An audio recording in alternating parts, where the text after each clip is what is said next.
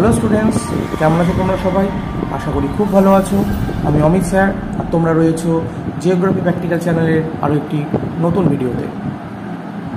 2025-26 সেশনে যে সমস্ত ছাত্রছাত্রীরা উচ্চ মাধ্যমিক পরীক্ষা দেবে এবং যাদের ভূগোল রয়েছে, অবশ্যই ভিডিওটি তোমরা স্কিপ না করে সম্পূর্ণটা দেখো।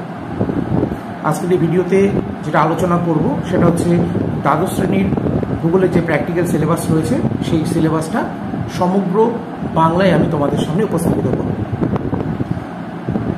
তোমরা এখনও ইউটিউবে এরকম কোনো ভিডিও পাবে না, তাই অবশ্যই তোমরা ভিডিওটি প্রথম থেকে শেষ পর্যন্ত স্কিপ না করে দেখো।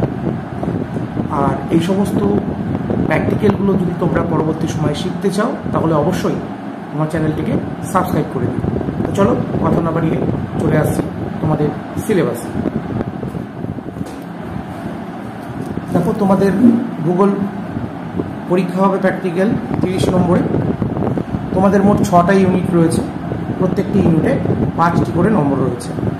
প্রথম ইউনিট আমাদের যেটা রয়েছে সেটা হচ্ছে গিয়ে পরিসংখ্যান কৌশল ব্যবহার করে ডেটা প্রক্রিয়াকরণ।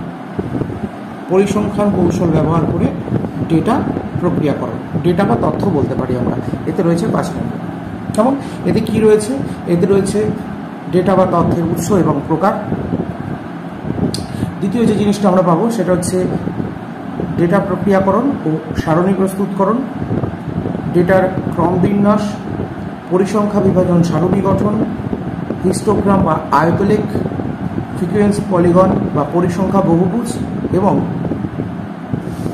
ওজাই বা ক্রমজমিক পরিসংখ্যা রেখা অঙ্কন। 3 নম্বর যেটা রয়েছে কেন্দ্রীয় প্রবণতার পরিমাপ বা পরিসংখ্যান গড়। এতে যে জিনিসগুলো তোমরা করবে সেটা হচ্ছে মিন বা মধ্যক, মিডিয়ান বা মধ্যমা এবং মোট বা সংখ্যাগুরু মান বা ভূইষ্ঠ। 1 নম্বর ইউনিটের 4 নম্বর যে জিনিসটি তোমরা করবে সেটা হচ্ছে বিচ্ছুরণের পরিমাপ বা বিক্ষেপের পরিমাপ। এতে কি রয়েছে? নিরপেক্ষ পরিমাপ, এখানে তোমরা যেগুলো বার করবে বা যেগুলো করবে, পরিসীমা, গড় ব্যবধান এবং প্রমাণ বিচ্যুতি। আর রয়েছে আপেক্ষিক পরিমাপ, যাতে প্রকরণের সহগ বলে একটি বিষয়, সেটি তোমাদের করতে হবে। এবার আমরা চলে আসবো 2 নম্বর ইউনিটে। দেখো, 2 নম্বর ইউনিটে আমাদের কি করতে হবে? 2 নম্বর ইউনিটে কি রয়েছে আগে আমরা দেখি। 2 নম্বর ইউনিটে রয়েছে মাপচিত্র এবং বিষয়মূলক মানচিত্র। এতেও রয়েছে 5টি নম্বর। এতে যেগুলো করতে হবে, প্রথমে তোমাদের করতে হবে স্তম্ভচিত্র। এই স্তম্ভচিত্র 3 রকমের স্তম্ভচিত্র তোমাদের রয়েছে: সরল স্তম্ভচিত্র, বহু স্তম্ভচিত্র এবং যৌগিক স্তম্ভচিত্র। 2 নম্বর যেটি রয়েছে সেটি হচ্ছে বিভক্ত সমানুপাতিক বৃত্ত। 3 নম্বর যেটি রয়েছে সেটা হচ্ছে প্রবাহ তালিকা।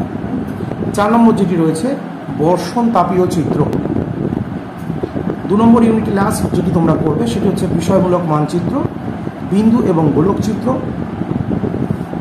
আইসোপ্লেট বা সমমান রেখা অঙ্কন এবং ক্লোরোপ্লেট বা ছায়াপাত মানচিত্র।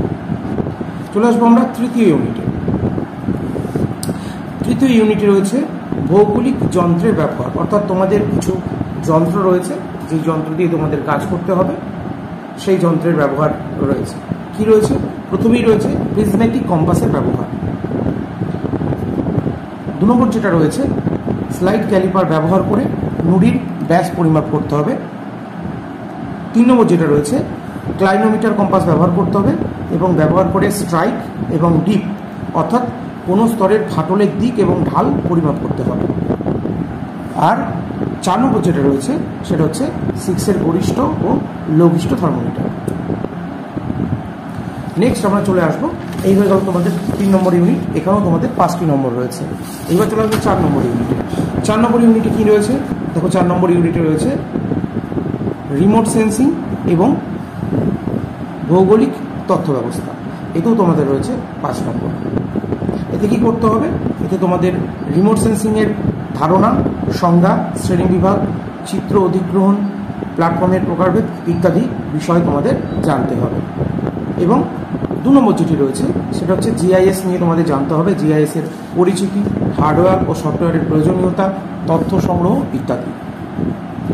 5 নম্বর ইউনিটে তোমাদের রয়েছে ক্ষেত্র সমীক্ষার প্রতিবেদন প্রস্তুতি ও উপস্থাপনা। এখানে তোমাদের 5 নম্বর রয়েছে এবং এই 5 নম্বর যদি আমরা দেখি নম্বর বিভাজন 3+2। এই 3 নম্বর এবং 2 নম্বর কিসে কিসে আছে না, তোমাদের যে প্রজেক্টটা দেওয়া হবে তাতে রয়েছে তোমাদের 3 নম্বর, আর সেখান থেকে মৌখিক প্রশ্ন সেখানে রয়েছে 2 নম্বর। কী কী প্রজেক্ট রয়েছে তোমাদের? 1 নম্বর রয়েছে গৃহভিত্তিক সমীক্ষা, 2 নম্বর রয়েছে বাজারের সমীক্ষা, 3 নম্বর রয়েছে যানবাহন চলাচলের সমীক্ষা।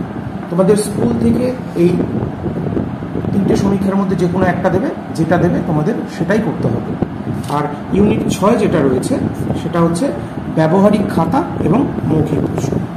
এখানেও তোমাদের রয়েছে 5টি নম্বর এবং এখানেও তাই, খাতায় 3 নম্বর আর মৌখিক প্রশ্নে 2 নম্বর।